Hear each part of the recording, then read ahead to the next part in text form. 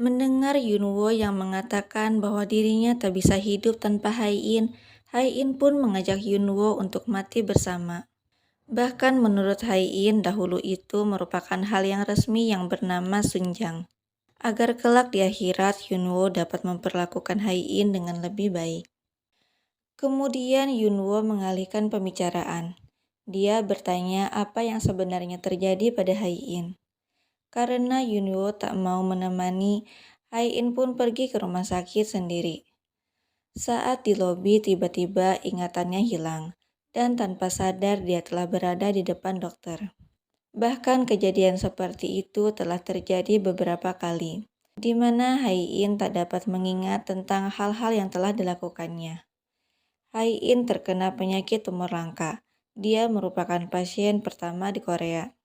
Penyakitnya ini tak dapat disembuhkan dengan operasi. Dan dokter menyimpulkan bahwa Hai In mempunyai waktu untuk hidup sekitar 3 bulan saja. Hai In tak terima dengan diagnosa dokter, karena selama ini Hai In tak pernah sekalipun memakan makanan instan, dan selalu menjaga pola hidupnya agar tetap sehat. Untuk memastikannya, Yunwo mengajak Hai In untuk melakukan tes ulang. Esoknya Yunwo bangun dengan hati yang sangat senang. Dia senang dengan kabar yang diberikan oleh Hai In. Tapi dirinya harus tetap berpura-pura terlihat bersedih. Yunwo kaget melihat Hai In yang masih terlelap. Karena Hai In tidak pernah bangun lebih dari pukul 7. Lalu Yunwo mencoba mengecek pernapasan Hai In. Dan tiba-tiba Hai In bangun. Dengan refleks Yunwo langsung mencium Hai In. Hai In kesal melihat kulit Yunwo yang sangat cerah, padahal dirinya begadang karena terus memikirkan penyakit yang menimpanya. Dalam perjalanan, Hai In meminta agar Yunwo merahasiakan penyakit yang dideritanya, karena penyakitnya tidak akan membuat keluarganya peduli padanya. Mereka bisa mengusir Hai In dan memperebutkan asetnya. Di tempat yang berbeda, Socheol ketakutan karena dirinya diminta untuk menghadap sang kakek. Kakek murka karena Socheol telah kelebihan membayar pajak sebanyak 8 miliar won. Dan masalah itu telah diselesaikan oleh Yunwo. Bukannya membela diri, Socheol malah terkena serangan panik. Socheol pun mengadu kepada ibunya. Dia berkata bahwa ini terjadi karena Yunwo yang terlalu pintar dan berusaha menjatuhkannya. Sedangkan Yunwo dan Hai In kembali menemui dokter. Dokter berkata bahwa hasil pemeriksaan ulang sama saja dengan pemeriksaan kemarin. Hai In tak sanggup lebih lama di sana dan memutuskan untuk pergi. Sesampainya di kantor, Hai In kaget melihat ibunya yang mencari Yunwo. Si ibu kesal karena Yunwo telah menyelesaikan masalah Socheol secara terang-terangan. Hai In meminta agar si ibu tidak lagi memprovokasi mereka. Bukannya ke kantor, Yunwo malah bertemu dengan temannya. Dia menceritakan tentang hal yang dialami oleh Hai In. Dan si teman menyarankan agar kini Yunwo mulai bersikap baik kepada Hai In. Agar saat Hai In nanti telah tiada, Yunwo mendapatkan sesuatu darinya. Yunwo pun mulai melancarkan aksinya. Dia memberi sebuket bunga pada Hai In sebagai tanda ucapan hari jadi pernikahan mereka. Hai In semakin merasa aneh dengan sikap suaminya itu. Tidak hanya di kantor, di rumah pun Yunwo memperlihatkan sikap perhatiannya. Bahkan saat tersedak, Yunwo meminta semua orang untuk memanggil ambulan. Tidak hanya Hai In, semua orang yang melihat sikap baik Yunwo kepada Hai In merasa risih. Saat makan malam, ibu Hai In berkata bahwa dia akan menggugat Hai In karena telah membangun gedung di atas tanahnya. Hai In kaget mendengar ucapan ibunya, padahal gedung itu dibangun karena telah mendapatkan izin dari ibunya. Ayah meminta agar ibu dan Hai In mencoba bernegosiasi, tapi si ibu tak mau. Lalu untuk pertama kalinya, Yunwo menyela ucapan ibu mertuanya demi membela Hai In. Dia berkata akan mencari solusi untuk masalah ini. Lalu Yunwo membawa Hai In pergi. Semua orang terlihat mencurigakan di mata Hai-in, terlebih lagi Yunwo. Esoknya Bibi Byongja datang ke sebuah gereja. Dia kesal karena mantan suaminya itu berani menikah dengan selingkuhannya. Tanpa basa-basi, Bibi Byongja langsung menghajar dua calon mempelai itu.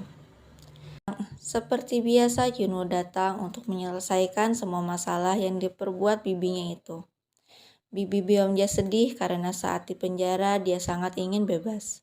Tapi saat keluar dari penjara, dirinya tak mempunyai tempat tujuan. Saat malam tiba, ibu merasa senang karena melihat sebuah bintang yang jatuh. Lalu ayah berkata agar ibu tak terlalu bersikap keras kepada Hai-in. Karena sampai saat ini ibu masih tak paham kenapa anaknya Suwon harus mati. Bahkan setiap hari hatinya selalu dibayang-bayangi rasa bersalah.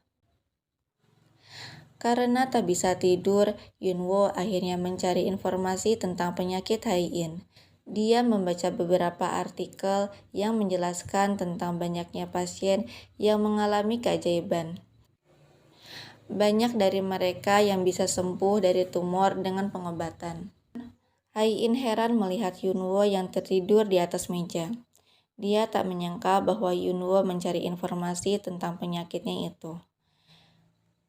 Yunwo terbangun dari tidurnya. Dia kaget mengetahui Hai-in yang masuk ke kamarnya. Hai-in berkata bahwa awalnya dia menyangka bahwa Yunwo akan senang mendengar dia sekarat. Tapi kecurigaan itu kini telah hilang. Hai-in berkata bahwa dia akan menyumbangkan dana untuk laboratorium yang akan menciptakan obat untuknya. Dia tak akan mudah mati demi Yunwo. Yunwo kaget. Dia menjadi lemas mendengar ucapan Hai-in. Dalam sikap cueknya, Hai-in sebenarnya mencintai suaminya itu. Esoknya, Hai-in datang ke sebuah pameran untuk mengajak Pak Herman berinvestasi di perusahaannya. Tiba-tiba teman lamanya Hai-in datang. Dia mengejek Hai-in yang dengan berani datang ke pameran sendiri, di mana orang-orang membawa pasangan mereka. Lalu Hai-in meminta Yunwo untuk datang. Tapi sayangnya Yunwo masih ada sidang yang harus diselesaikannya. Kawan Hai-in memanas-manasi Hai-in dengan rumor yang beredar bahwa Hai-in akan bercerai. Tapi Hai-in menyangkalnya.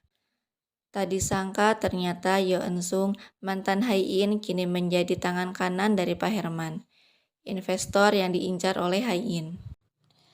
Eun-sung menemui Hai-in. Hai-in bertanya kenapa Eun-sung tak pernah memberitahunya bahwa dia berada di Korea.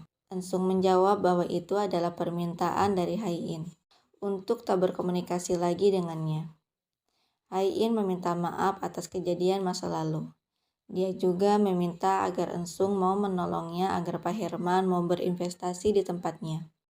Lalu saat Pak Herman sedang bersalaman dengan orang-orang, tak disangka Yunwo datang di waktu yang tepat.